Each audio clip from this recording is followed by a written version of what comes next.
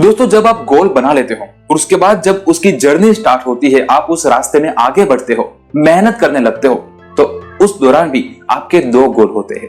पहला गोल प्रोसेस गोल और दूसरा गोल परफॉर्मेंस गोल। क्या होता है डिटेल में समझते हैं थोड़ा सा दोस्तों। प्रोसेस गोल यानी कि आपने कोई प्रोसेस डिसाइड की है कि पहले मैं ये काम करूंगा, उसके बाद मैं ये काम करूंगा, उसके बाद ये करूंगा। तो ये पूरी प्रोसेस है आपकी लॉन्ग टर्म गोल तक पहुंचने की। जैसे कि उसको ब्रेक किया था शॉर्ट टर्म, मिड टर्म और लॉन्ग टर्म में, तो उसका भी अगर डिवाइड करेंगे तो छोटी छोटी प्रोसेसेस होगी दोस्तों। तो वो प्रोसेस के भी एक गोल्स होते हैं कि ये प्रोसेस खत्म करने के बाद मैं ये प्रोसेस करूंगा, उसके बाद ये करूंगा। तो जब आप काम करने लगोगे तो ये आपके दिमाग में रहेगा कि ये खत्म करने के बाद मुझे ये करना है। दूसरा गोल ये आपको ध्यान में रखना है परफॉर्मेंस गोल, यानी कि प्रोसेस तो खत्म करनी है लेकिन उसमें रिजल्ट क्या आना चाहिए, क्वालिटी क्या होनी चाहिए, आपका परफॉर्मेंस कितना होना चाहिए दोस्तों।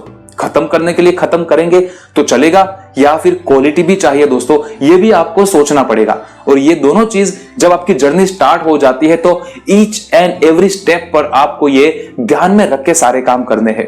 क्योंकि बहुत बार ऐसा होता है दोस्तों, ये काम कर लेते हैं लेकिन परफॉर्मेंस नहीं होता, तो शायद वो चीज हमें सक्सेस तक नहीं पहुंचाती, वो गोल तक हम नहीं पहुंच पाते।